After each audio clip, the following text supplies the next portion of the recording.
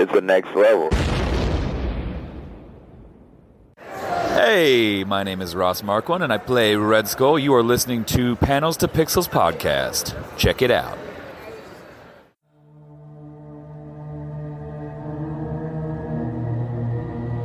Okay. Forget the brick. New joke.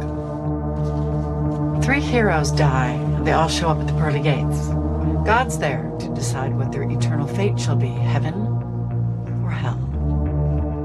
Our first hero is dressed up like a big owl, and God says to him, I gifted you the ability to make fantastic inventions. What did you do with this amazing talent? And Owl Guy says, I made this really awesome flying ship and lots of cool outfits and weapons so that I could bring peace to the city. God asks, so how many people did you kill? Owl Guy seems offended. 0. He says, I didn't take a single life. God frowns. Sorry, Owl Guy. Your heart's in the right place, but you're just too soft. God snaps his fingers. And the hero goes to hell. Hey everyone, welcome back to the show. I'm Mark. And I'm Steve. And this week we are discussing Watchmen, Season 1, Episode 3, She Was Killed by Space Junk. And there's no Space Junk song by that one band that you ever heard of, but no.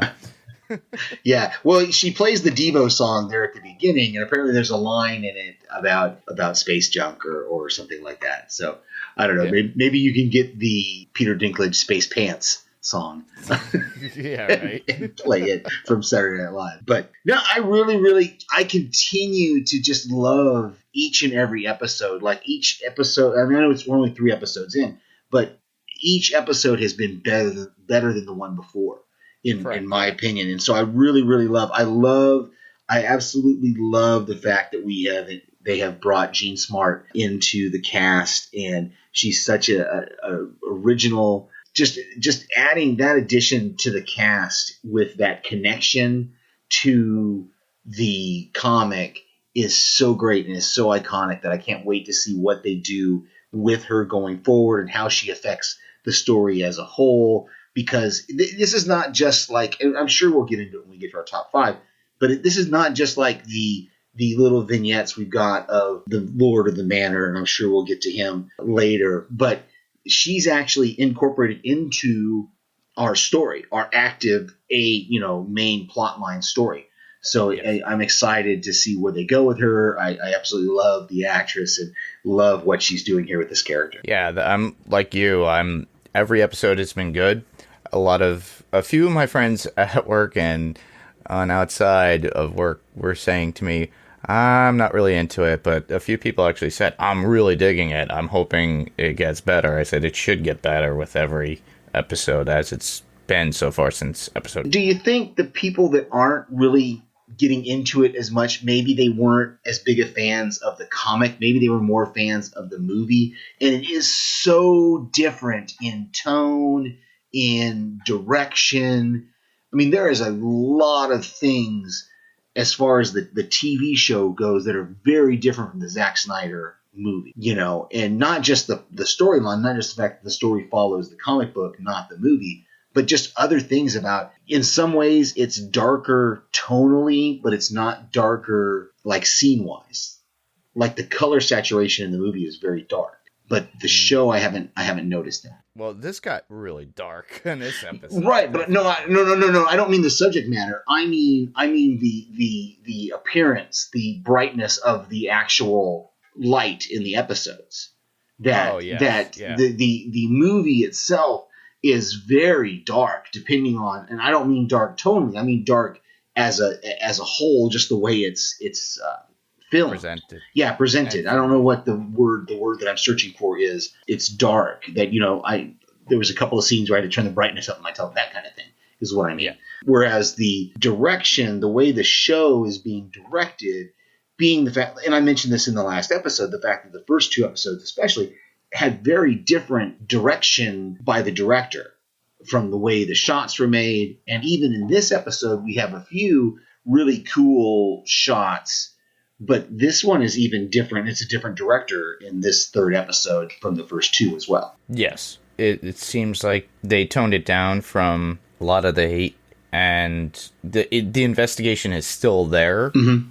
And there's crime based upon it, but just based upon the gang itself. But they don't show the hate as much as it was prevalent in the first two episodes, with the it was more targeted more towards the police than it was being racially. Right. Well, in this episode, we're getting Agent Blake's perspective on things. Pretty much the entire episode is. I mean, we don't see Louis Gossett Jr. We don't see. We only see Angela Abar through the eyes.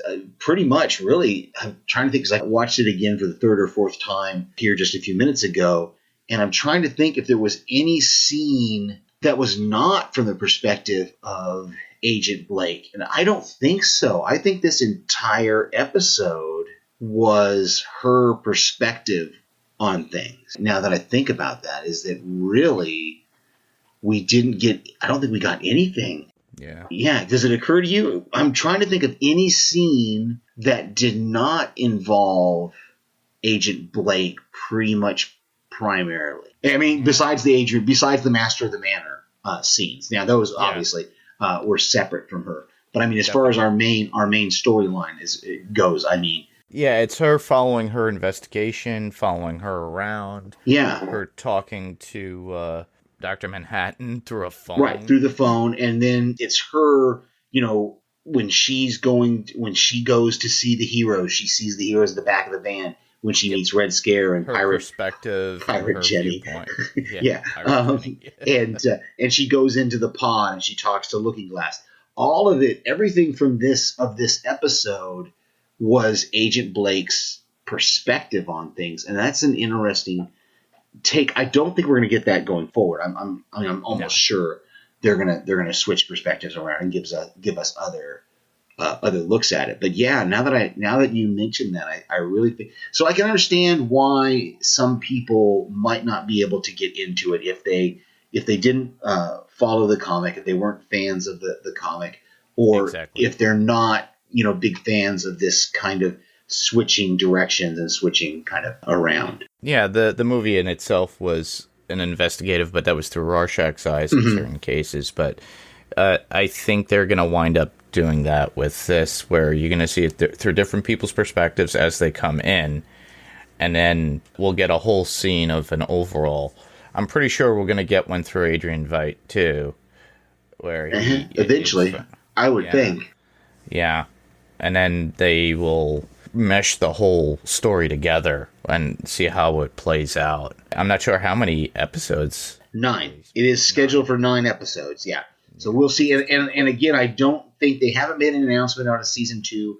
They haven't stated whether this is a self-contained show to where it's just going to be a miniseries of 9 episodes, or if they're going to continue it on after that. Yeah. So I guess they're probably gauging some of the popularity, and we'll see moving forward. Before actually stepping foot into that season 2 venture. Yeah, exactly. Yeah. Exactly. So, but we'll get into more of the actual story itself as we get into our top 5s. Absolutely.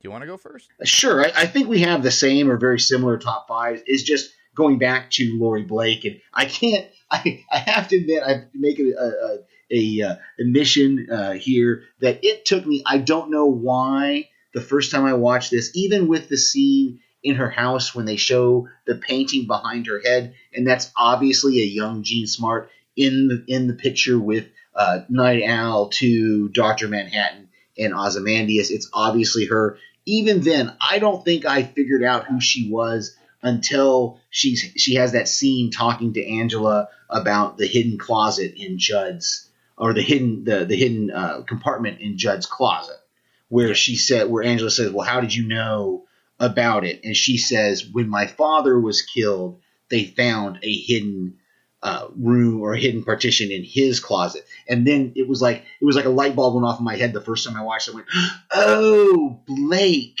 the comedian. This is Laurie Jeunesse.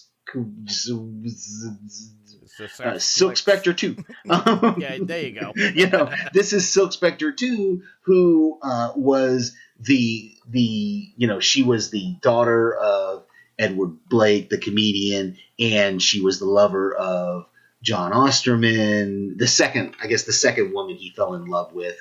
And then obviously in the comic, we have her ending up with Dan Dreiberg, which we'll get into more about Dan Dreiberg, Night Owl 2 later. But it amazed me that I didn't figure that out until she said that.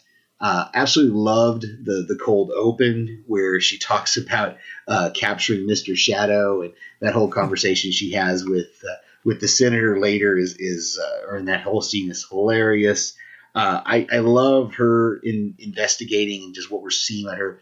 She shoots without considering the consequences. We see that at the beginning when she shoots the guy in the back, and you hear the officer kind of in the background go, how did you know that his body armor would stop the bullets? And she just kind of walks away. And then with the whole thing at the funeral, when she shoots the guy and Angela kind of asked her, what were you thinking? She's like, well, most of the time that's just a bluff. And about the guy being, the bomb being rigged to his heart. And so it's just this whole thing that this character of Laurie Blake is really, really interesting. I was very surprised for her showing up at Petey's room the way she did there at the end of that surprised me. So yeah, my number 5, like you said, was the same pretty much. But I was thinking to my head, it was like, oh, Laurie Janey. Mm-hmm. And then they used Blake, and I'm like, oh, she took, and it took me I'm like, oh, wait, the comedian, that was his last name. And she never had that in the comic or in the movie. Right. So I'd have like put 2 and 2, but right away I knew who she was because of the red hair, and I'm like, ooh, she's older now, and she's definitely got a sour taste in her mouth about heroes and with her job and how she is, especially the setup in the beginning. It's like, it was a whole setup. You gotta love that. I'm like, oh, she's going in playing. I was like, next thing you know, oh, nope, she's not bad. She's just part of the FBI following up on these vigilante heroes. And I love the woman who she takes hostage keeps struggling like through the whole conversation, even when there's other characters around her in the bank are taking their badges out and showing, and even Laurie has kind of said maybe the FBI would do this. She's still you can see her kind of struggling against Laurie's arm until finally Laurie turns her loose. It's almost like as an afterthought, Laurie realizes, oh, I need to let go of this woman, and then she pulls her badge out, and you realize that everybody in the bank is a federal agent. So yeah, that opening scene was pretty good. Yeah, I love that scene. Plus the consistent phone calls to Dr. Manhattan and her just giving all these jokes about humanity. They're all based upon humanity and human and being human every time she calls him, but there is no response back. But I'm curious, I'm like, is it a satellite phone call that it looked like a dedicated company. I didn't know if it was set specific to call him directly for people to send messages or what. Yeah, that's the impression I got, was that this Madame True who bought her out, and Petey talks about this Madame True who bought out Adrian Veidt's company, and that's what on the phone booth it says like True or something, or Trude or something like that, and so you get the idea that she has set up through their technology a way to at least make people think they're communicating with Dr. Manhattan. That's going to be the interesting thing that we're going to see going forward. If these messages actually really do get to him, or is this just a fake out that the company is doing to take people's money? I'm assuming people have to pay for it because, there at the end, the machine voice comes back and says, thank you for being a platinum user of the blue phone booth, whatever. And so you get this idea. So it comes back and forth. I kind of went back and forth on it personally. Just, is it true? Is it real? And I hope we do find out one way or the other. Like I would love for Dr. Manhattan to come back and somebody ask him about it and go, what phone calls? How would somebody contact me on Mars? That's ridiculous. You people Which are is just odd too, because of the space junk at the end. Yeah, exactly. And I had this in my notes, was this whole question of, well, if she's not actually talking to Dr. Manhattan, then how come? Because that's Will's car, obviously Will's car, the one that was lifted up in the end of the last episode. That's the one that drops out of the sky right there in front of her, and it's like, okay, if Dr. Manhattan's not involved in this, then who is it involved with this that is dropping this car, that lifted the car up and is dropping it? And where is Will if he's not in that car? So, yeah, very, very interesting stuff. That brings us to my number 4. Yes.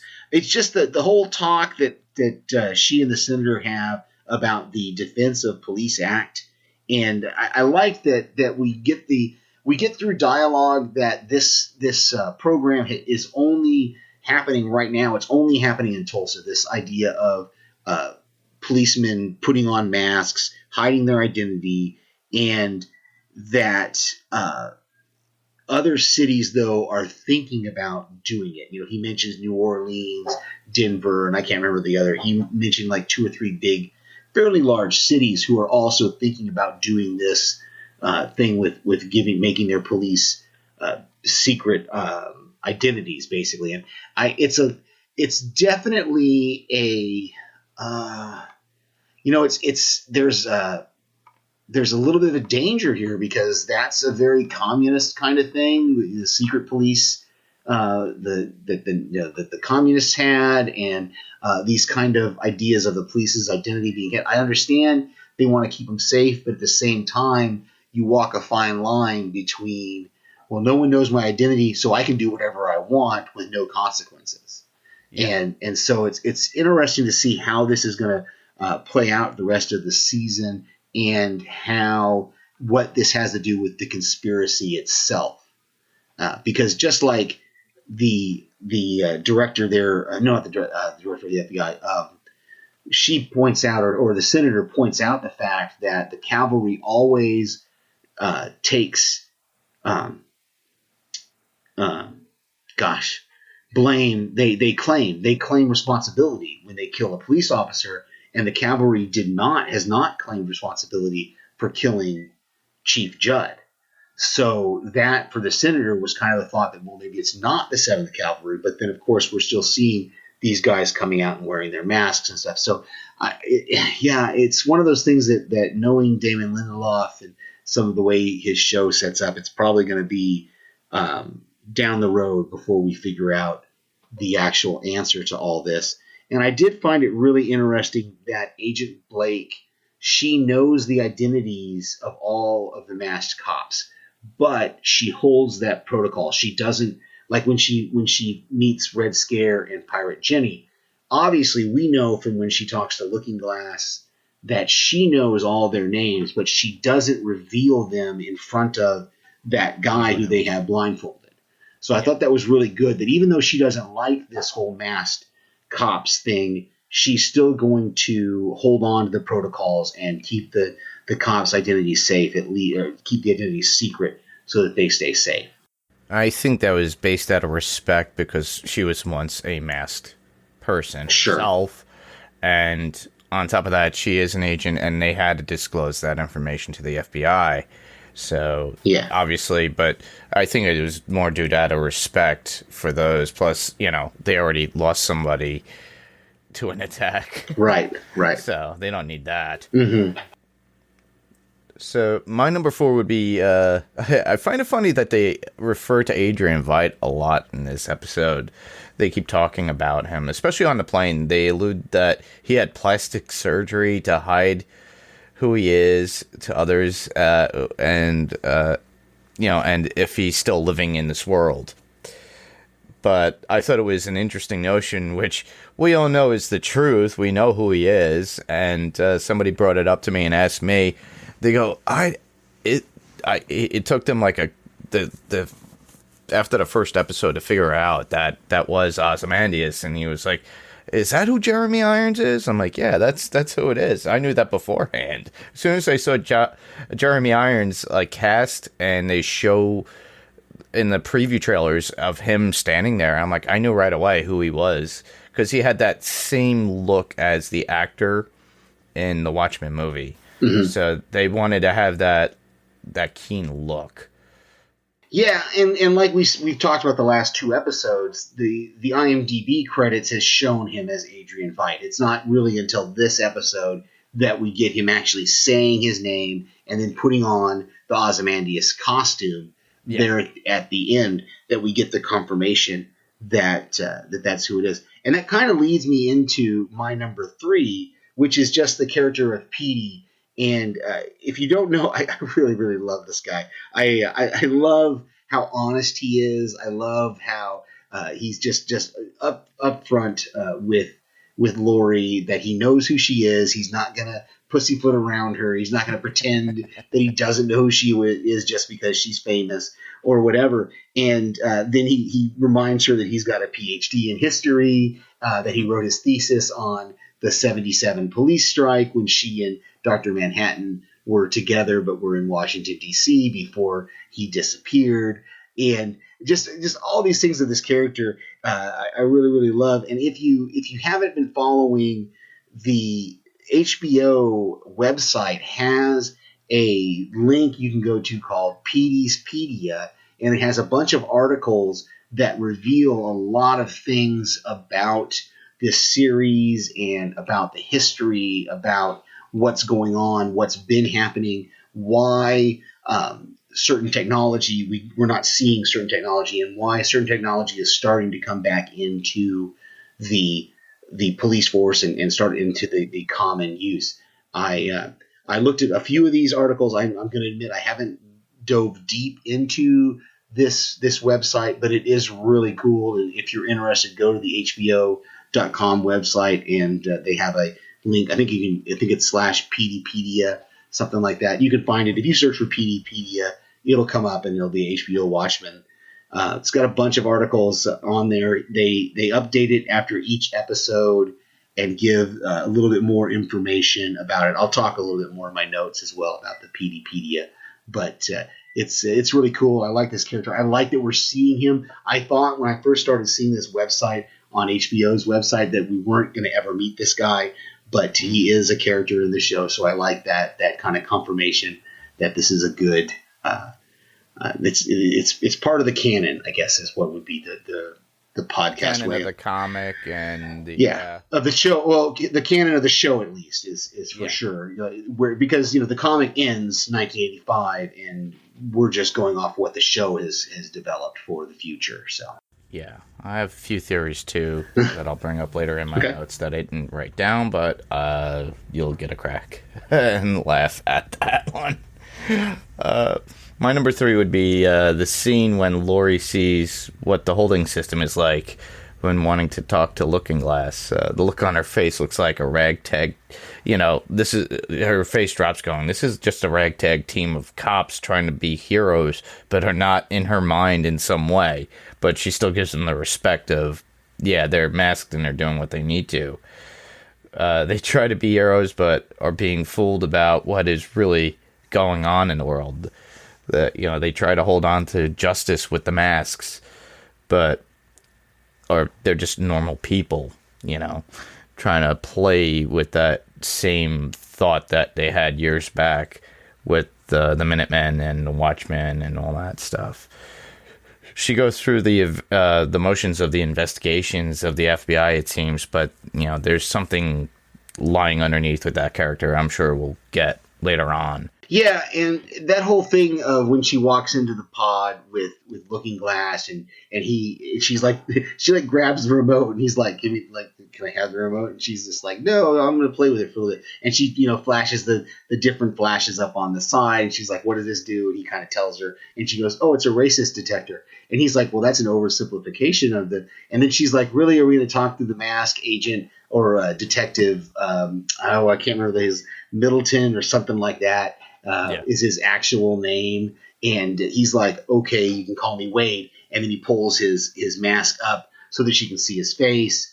And then he mentions Sister Knight, and she goes, you mean Angela Abar, right? And he's like, yes, Angela Abar. So you get this impression that she's okay with, yeah, when I'm outside and we're with the bad guys and all the other cops, sure, I'll use your silly little superhero names, but when it's just you and me, we're going to talk face to face. We're going to talk real names, real faces. I'm not going to discuss this with a mask. I thought that was really when she's picking the seed out of her teeth in his mask, and she's like, if you're going to wear a mirror for a mask, you got to imagine people are going to use it. It's just hilarious that she's just taking this whole thing, and on one hand, she's showing them how ludicrous it is.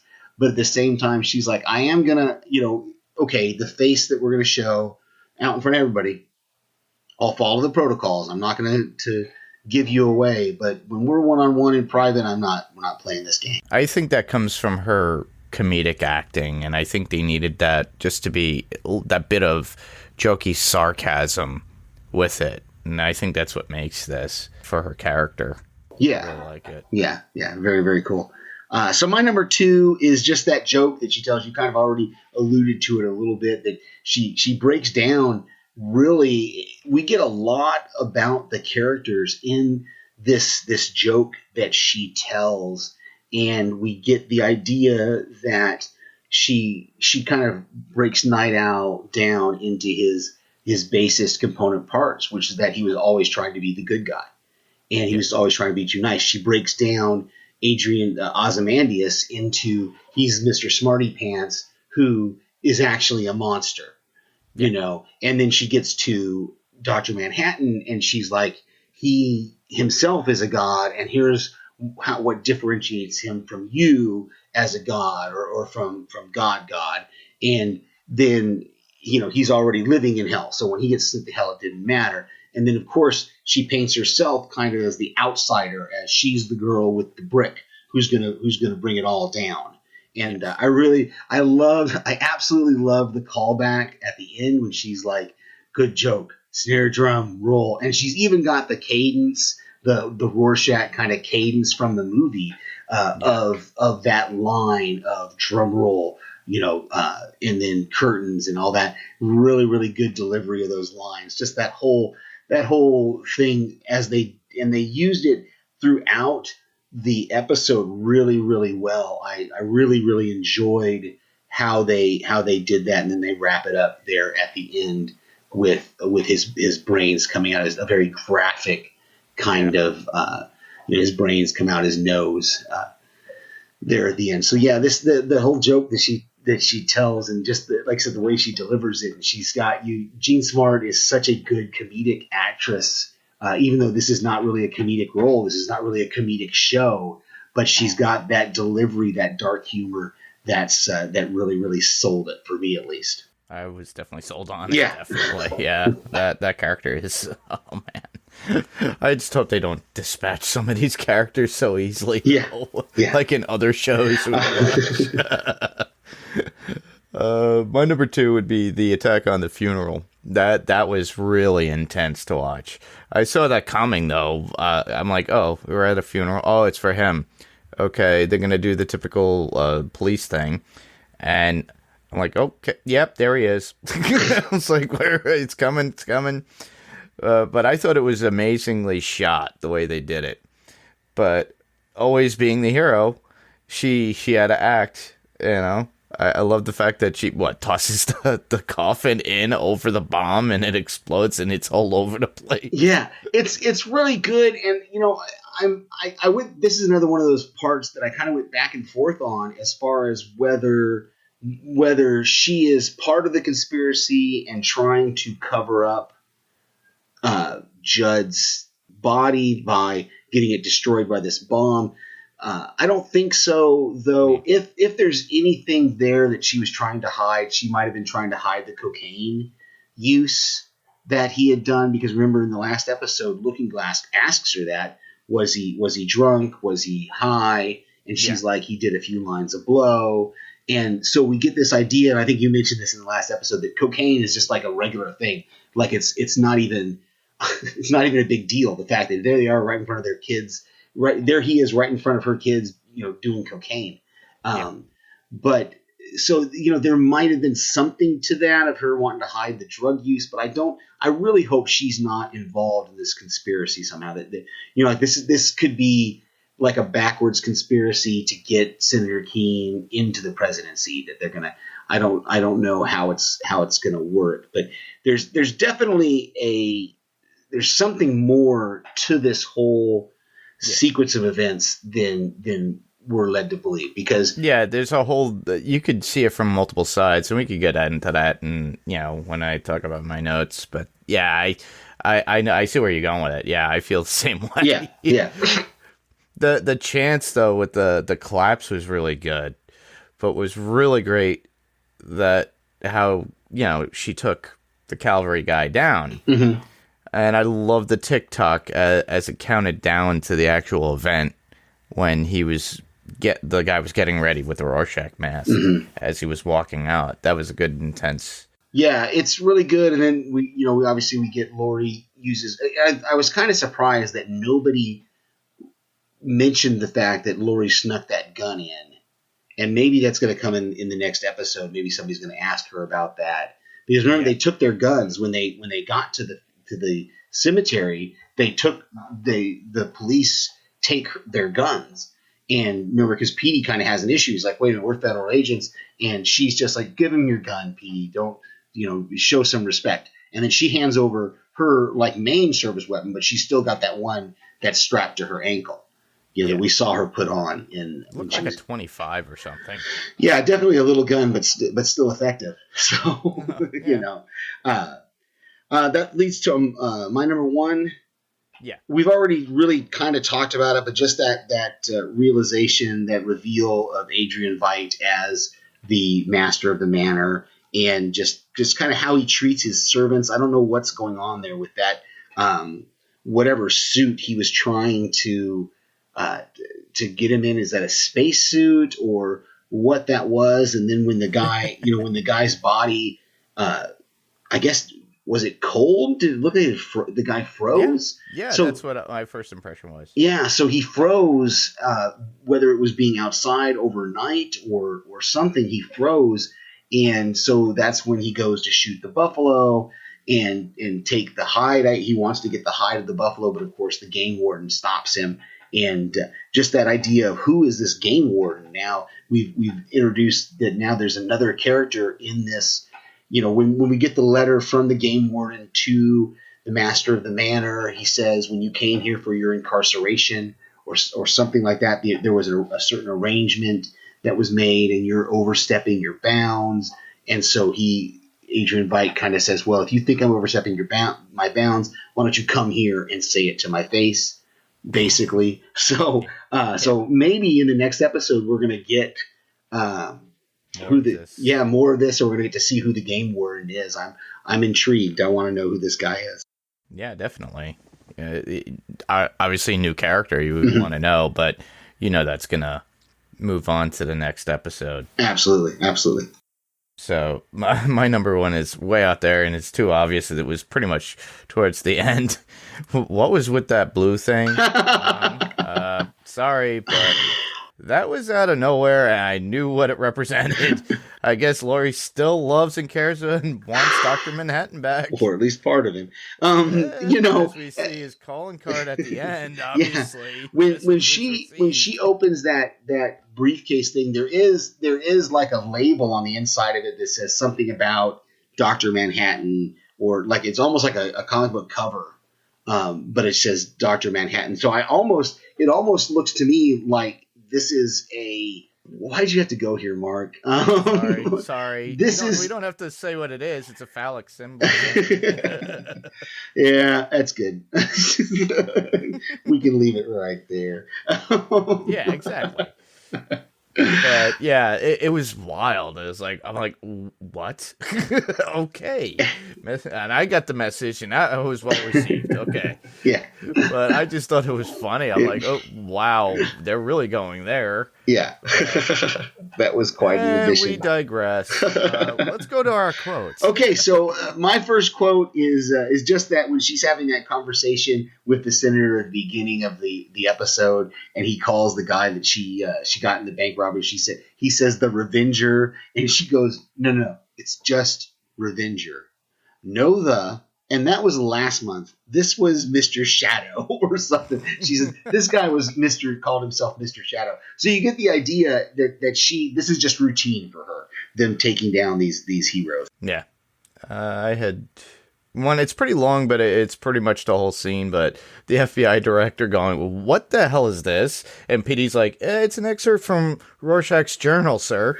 The cavalry wears his mask, sir. I just thought, for psychological context, sir.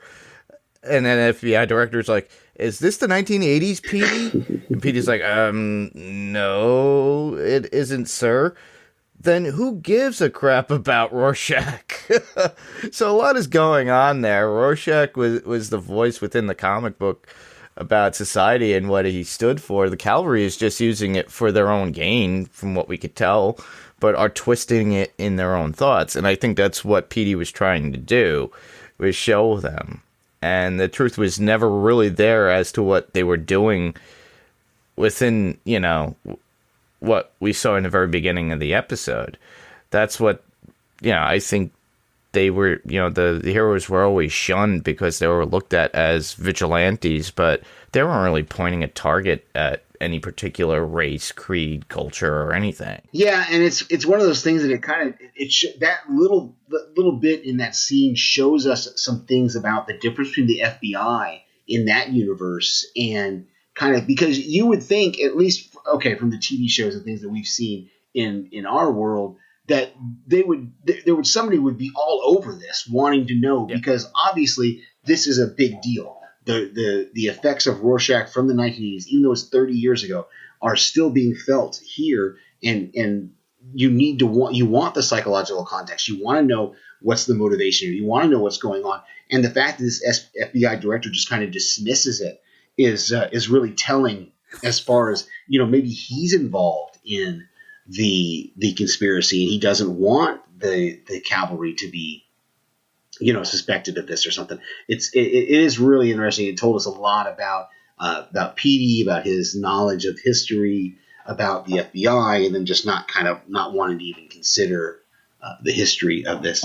My other quote was when they come to the warehouse where all the guys from Nixonville are being held, and she encounters the Red Scare and Pirate Genie at the back of that van. She says to the guy who they got underneath, she says, "Sir, I'm with the FBI. Are your civil rights being violated?" And he starts to go off into this whole thing. Yeah. Yes, they came into my business. She's like, okay, I'm sorry. I was just kidding. I don't care. Exactly, just that she's just like, I really don't care what these people are doing. I just had to say that. I just had to make my presence known and move on. So I really like that. And then we do see Jenny and Red Scare bring that guy into the warehouse after the agent comes in. So it's pretty, that whole thing was really good. Yeah. And you do see Jeannie Carter's dry delivery and everything, just how it is. And it is comical, but I like that. Exactly. Lori says, do you know how to tell the difference between a masked cop and a vigilante? And Angel's like, no. And Lori's like, neither do I. Yeah. So right there, it's just like, they don't know, because it's kind of, somebody could be dressing up as one of the cops, as being like, somebody could steal Panda's idea and just go around as Panda and start killing people or doing something, and the police wouldn't know. Yeah, that was an interesting comment from her. Just that idea of there's no difference between, in her eyes, And this is where I come back to the idea that even though she doesn't like it, she's going to accept it when she's in Tulsa. But it's like anywhere outside of Tulsa, she would be arresting these people. She would be putting them, shooting them. You know, anywhere else besides Tulsa, she would be the enemy of these masked vigilantes. And that's where her opinion is of it. So I think that's really, really interesting. And especially in the case with Angela, because we know that at least on the surface, Angela's not actually still a cop, whereas Red Scare wears a badge. Pirate Jenny is apparently a cop because I didn't see a badge on her, but she's definitely running around with the cops. We know that Pan is a cop because he was working he was working the front desk at the precinct when the one cop called in episode 1. So we know that Looking Glass is like considered an investigator, an interrogator, whatever. So, Angela really is the only one of these kind of 4 or 5 characters that we've seen so far that is definitely someone that Lori Agent Blake would be arresting in any other big city in America. Yeah. And it'd be interesting if they enforce that and she has to go further, which would actually subject us to another season, yeah. I think. So we already talked about one of my notes, which is the Dr. Manhattan phone booth. We've kind of already talked about that. Yep. So I'll let you get into yours. Let me give my last, because we've already talked about the other one of mine. We're going to talk some more about the conspiracy as well. But the only other one I had that I want to get into before we get into yours is that over on TD Podcast Industries podcast, they revealed that, again, in those PDpedia articles, they mentioned the fact that Night Owl 2 Dan Dryberg is in federal prison. So I thought that was really interesting. I didn't know that, and so I kind of emailed those guys because I heard them talking about it on the podcast, and they emailed back and said, "Oh yes, it's in the PDpedia articles." So this weekend I'll probably be diving deep into those to kind of see. I want to see what if there's any more information about Night Owl 2, about Dan Dryberg, if we can find out what's going on with him, because we know in the comic book the comic book ends with him and Lori in bed together, and that's one of the things that drives Dr. Manhattan to leave the Earth, is because he sees that Lori has found another love, and so he leaves, and it's interesting if these articles give us any information about what got us from there to here where we are now. Or maybe she arrested. Maybe that could be. Maybe Dan refused after the whole 1985 stuff happened in the comic book. Maybe Dan continued to do his exploits. She went in and joined the FBI or whatever, and he continued to fight crime, and so she had to arrest him. Could be. Yeah. And I actually remembered something in the actual episode where they allude to Dan he was in prison. Well, I remember hearing that. The senator makes a comment at the beginning of the episode that if he becomes president, he could even get her owl out of its cage. And that's what I kind of picked up on that for some odd reason. I haven't gotten a chance to. Yeah. Listen to you're better than I am then, because it wasn't until I heard them reference Night Owl being in jail that I went, oh, okay, maybe that's why they think that. But I just thought he was making a comment about, I don't know. I didn't put it together from that little comment by the senator. But like I said, they said it's in the PDpedia articles, so I'm with you on that. So but it is a nice little addition to know that character is still out there, and there's at least the potential in this series, or if it goes to a second season, there's a potential of seeing Dan Dryberg again. Yeah, that'd be nice. I wonder who'd play him. I'm going to disregard my first one, but I'll go into my... Yeah, because we kind of talked about the first one a little bit. Yeah, so the one that we could get into deep discussion would be this one, which would be Adrian Veidt and his attempts with creating what I think, his own Dr. Manhattan. That is what I think he is really doing on his land with, the clone in his suit. Or I'm thinking way too much into this, but I don't know how you would freeze somebody or what chemicals would freeze somebody's body to the point and you have to destroy it because you're pissed off. I think that's the real reason why he was in that suit. So, because we saw in the last episode, the Dr. Manhattan burnt up in that fake little play that he had. And obviously he goes, I have to get another clone. And he goes, I'll step up. So I think he was trying to, it was like, maybe I could give him something so he doesn't burn or something. That is an interesting thought, because it could, that very well could be. I mean, that would it would kind of make sense if he's, if he's in like in a prison, if he's been imprisoned somehow in wherever he's at, whatever place he's in, that he's trying to escape. And one of the ways he could escape is because we know he did create a particle accelerator even in the comic book, and they have it in the movie as well, where he scatters Dr. Manhattan's atoms. And we talked about it when we did the movie review, is that whole scene in the comic books when Dr. Manhattan's atoms get scattered and then he brings himself back together, and he tells Adrian Veidt, that was the first thing I learned how to do, was to reassemble myself. So I didn't even think about that could be what he's trying to do. He's trying to create his own Dr. Manhattan, or he's trying to create the circumstances where he can become as powerful as Dr. Manhattan. Exactly. And Ozymandias is in my opinion, trying to take over the world again. That's where it leads to with my thoughts on that. But he's feeling his age and wants to leave a mark for the Earth. And I think that's where, like you were saying, that he could put that power into himself, and he's just using these clones as, test subjects, but also amusing himself in the process. The skull and the crossbones is an interesting trademark, though.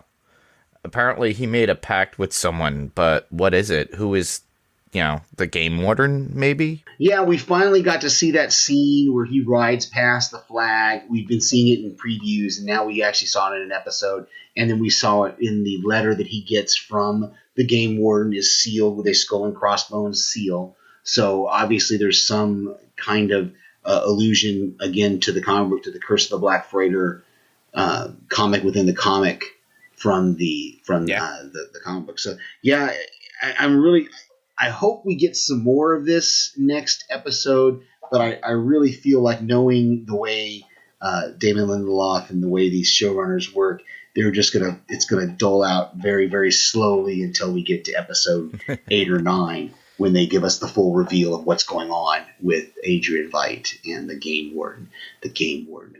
It looked like, when I watched it this third time, it almost looked like the Game Warden had like a mask on over his eyes. Like there was it almost looked like the comedian mask on his eyes was under that hat. Yeah. So that was a quick glimpse I got the third time I watched it. I was kind of like, that almost looks like the little mask the comedian would wear, but the Game Warden had that hat on, so you really couldn't tell exactly what was going on. Yeah. So yeah, interesting stuff. Well, my last and final thoughts, and this goes on the overall idea, and this could be conspiracy theory in my mind, but between Laurie being in the FBI, maybe the FBI is creating or having these people do this to take down the police in Tulsa as being masked vigilantes, and that's their way, and it's their way of, all right, well, we're going to prove that they're not doing their job, or they're not capable, or the idea of this mask thing is not working. And she's just there to investigate. She probably doesn't even know. And they're the ones that are underlying doing this, sending these people out to do these criminal acts with the Rorschach mask. Yeah, there's definitely this conspiracy. I think any theory at this point is valid from any of us, because we just don't know. The only other one I could think of would be maybe Adrian's doing this with his clones and having the clones go out. Yeah, it could be. I really think it's one of those things. Like I said, any at this point, just about anything, because we still don't know what's going on with Will. We don't know what connection he had to Judd's murder. Did he just find the body out there in the field. How did he get there in his wheelchair? What was going on with that? So yeah, there's a lot more pieces to this puzzle that I think we're going to get throughout the next several weeks. And it's kind of like I said last episode, every time we get one answer, 3 more questions come up. Yeah. So, what do we, how do we affect that? So Exactly. very cool. As a series as a whole? I'm really, really enjoying it. Like I said early on, each episode gets better. I hesitate to say that this is definitely my favorite episode of the 3 that we've seen. Yeah, but that doesn't mean that next week, episode 4 isn't going to be the best episode of the 4 that we've seen, because it really does get better and better each week. In my opinion, that first episode was great, and the second episode I really liked. It took a shift. This episode, wow, Jean Smart, just amazing. And so, is it Jean Smart or Jean? Jean Smart is her name. Is the actress' name? Okay. Yeah, Jean Smart. I got that wrong before. I wasn't sure. I wasn't going to correct you because I wasn't sure what you were referring to, so I left it out. That's what it was. You can correct me. Brian does it all the time. But what about you? Are you having the same thing, or what? Oh yeah, just like you. It's like each episode keeps getting better, and like so far, this is my favorite. But next week's could knock that down in a heartbeat. And honestly, it reminds me of The Boys and how when I binged watched that in a whole day, and that to me, I couldn't get enough of it. And now we're getting a season 2 of that. But there's so much mixed reviews by people I know. And as I was leaving work today, one of my bosses says, he goes, oh, I said, well, podcast that. He gives me that funny look, like, oh, okay, whatever. But I said to him, he goes, yeah, I'm really liking it. I'm like really interested in the idea. He goes, I like both the comic and the movie. I said, well, the movie is slightly different from the comic. We had we got into this whole conversation. And I said, but there's a lot of people that don't like the show now that I've talked to. He goes, seriously? I said, well, it's a matter of taste and where you are. Some people, they have other expectations. So, they started watching this, and, I couldn't get back into Castle Rock, but I should. But I'll probably take a glance at it. I haven't watched any of the episodes yet, but maybe I'll like it. But I loved the first season, just like I liked Haunting of Hill House. And I'm loving this. I love The Boys. So hopefully, people will turn around. And like you said, HBO might be waiting on a season 2, regarding this because of fan base, because look at what happened with the season or series ending of Game. And that may be part of it, is just that they're kind of going to wait and see until the whole thing finishes to decide whether they want to go with a season 2 or not, which I would be fine with. This, I will say, there's something very rare that I'm feeling with Watchmen that I don't think I have felt with any other show this season or recently, is I'm kind of glad it's week to week. I'm kind of glad we get a week to watch it several times, to kind of digest it and then talk about it, and not like, I don't know what it would be like to binge watch this. And I say that because I almost think I don't want to say it's too good to binge watch, but it's too heavy to binge watch, I think, is a better way. Like, even with Castle Rock, those first 3 episodes are easy to watch one after the other. Episode 4 is good as well, but they're easy to blend, and they a couple of them pick up right after the one before it. The first 2, the second episode kind of picked up right at where the first episode left off at, but this episode is definitely a departure from that. So this is not a show that I think, even when they finish it and even when it's done, I don't think I'll ever binge it beyond maybe 2 episodes at a time. because I couldn't see setting for 9 hours in watching this in this straight. You got to be able to digest it. So. Oh, definitely. It was like that a little bit with The Boys, because I think I went back and rewatched at a certain point during the day. I'm like, oh, let me watch that again because it's something I missed. A little bit of comic talk and news in general. Yeah. I finally got to read Joker, Year of the Villain.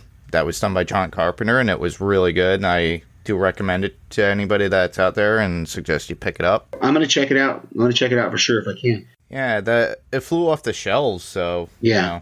You could get it on Amazon. I got to go this past weekend. Some of you may have seen the pictures on our Panels to Pixels Facebook page. I got to go to the Tyler Comic Con and spend a little time with one of our friends, Paik, and got to meet Kevin Sorbo and Sam Jones and Caitlin Nacon.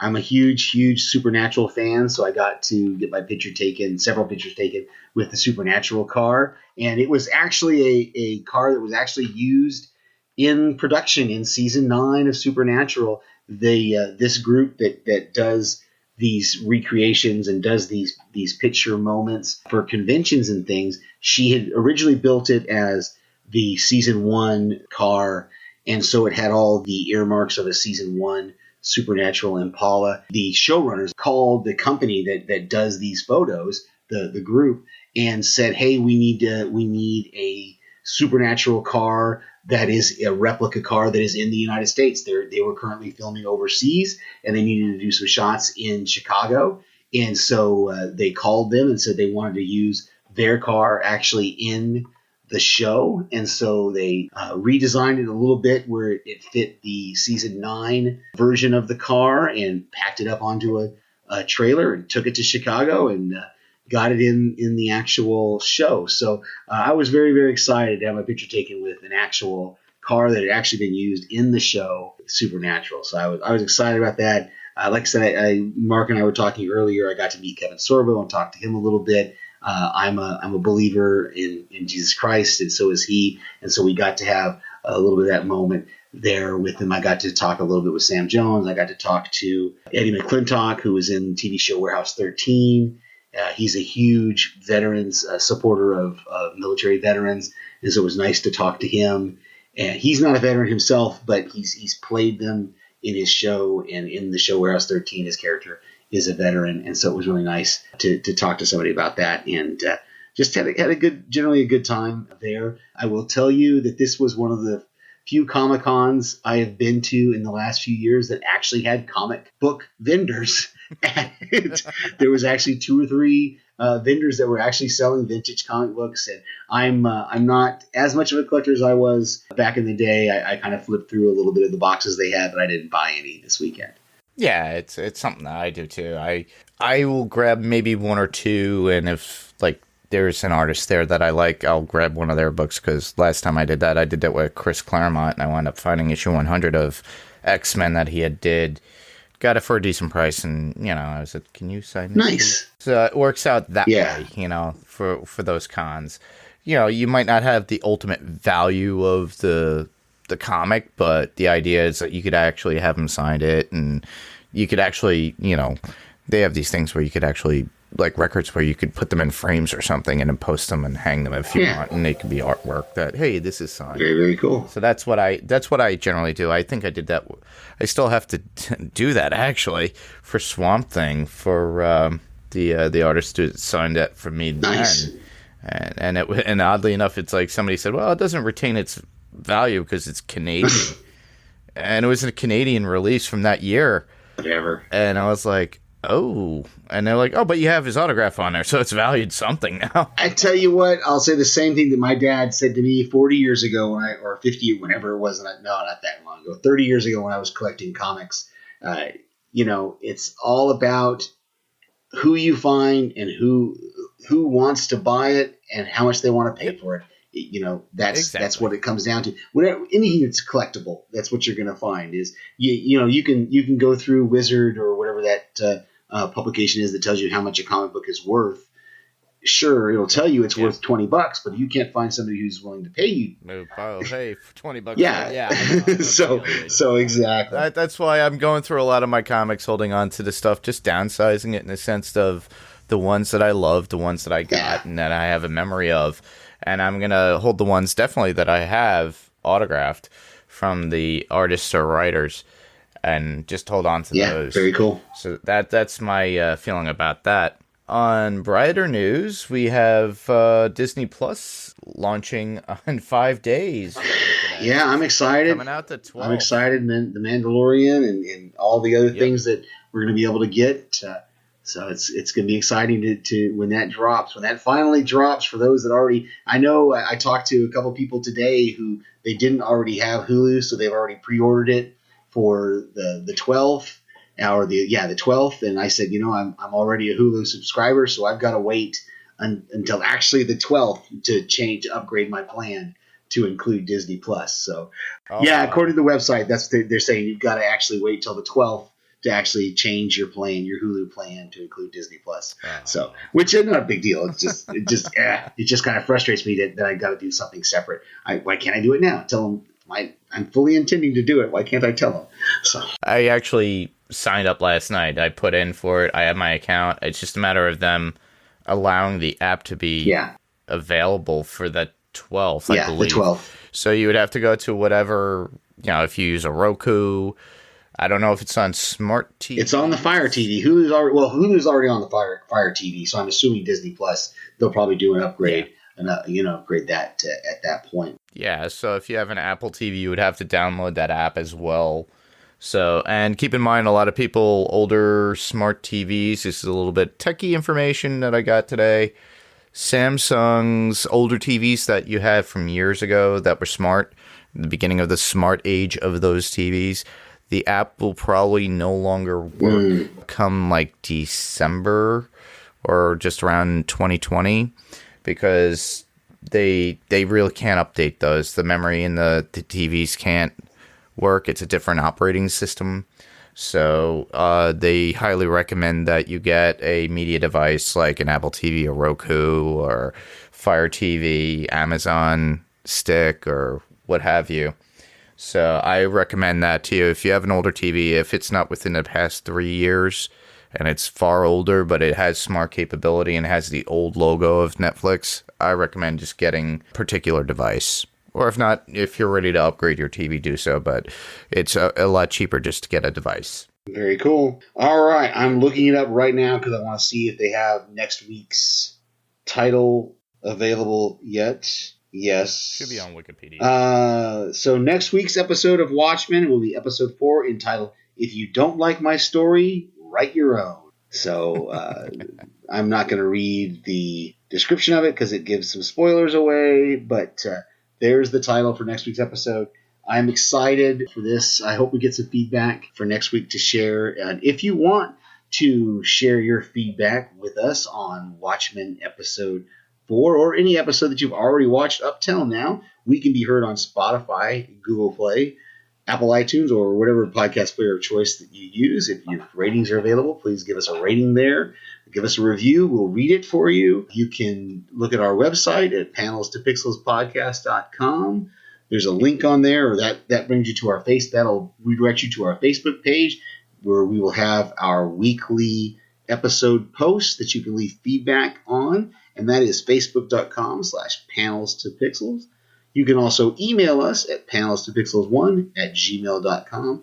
That's panelstopixels1, the TO spelled out right there in the middle, the number 1@gmail.com, or you can call us at 845-350-2095. Again, that's 845-350-2095. Leave us a voicemail there, and Mark and I will play it. Yeah. And if you want to do so, you could we're on YouTube. I already uploaded the Watchmen 2009 movie review that Steve and I had done. So if you have YouTube on your Apple TV, Smart TV, what have you, just do a search for Panels to Pixels podcast. You'll see that one come up. All it will have is basically our image of our podcast with the logo. And you could hear the audio as you do. So if you have surround sound and you love to have your surround sound playing it loud, or walking around as you're doing dishes or what have you, you could do that. You could check it out on YouTube itself. We have, like I said, the 2009 movie review for Watchmen, and we have last week's episode as well of the podcast. So if you want to leave comments, do so. Please subscribe on that if you can. And we will continue to upload as we go forth. And hopefully within time we will have a direct YouTube URL that will require people to be listening and watching through Nice. YouTube. So, where else can people hear you, Mark? Well, I'm the co-host of The Walking Dead Talkthrough with Brian Malash on Talkthrough Media. So we review The Walking Dead each week, each episode per week, so we can binge, obviously. But I love it, the fact that, with AMC Premiere, you get it a few days before, as you know, Yep. Steve. This podcast will stay on the Next Level Podcast Network as always, but there will be a link for Talkthrough Media on occasion for you to go there and actually listen to some of our podcasts right off our website, which would be talkthroughmedia.com. Or if you want to just listen to us through the specific apps through your phone, your other devices, that would be, you can find us on Apple Podcasts or Stitcher, Spotify, TuneIn, what have you, however you listen to your podcasts. So right now we're currently working on a lot of things, so you get your podcast currently, and we want you to keep in touch there as well. So if you have a love for The Walking Dead and like what the show is doing, please submit feedback there. And as always, we recommend any of the podcasts on the Next Level Podcast Network or other podcasts that are friends of ours. Oh, definitely. And as Steve mentioned, we're waiting for The Mandalorian to come, and House Podcastica will have that there. So Jason and his friends will be podcasting on the new Mandalorian show that is going to be appearing next Tuesday, or this Tuesday, depending, on Disney Plus. So I'm looking forward to sending him feedback on his first podcast. Absolutely. Well, that's our show for now. Thanks for everybody for listening. I'm Mark. And I'm Steve. And this was Panels to Pixels. Good night, everybody. Good night.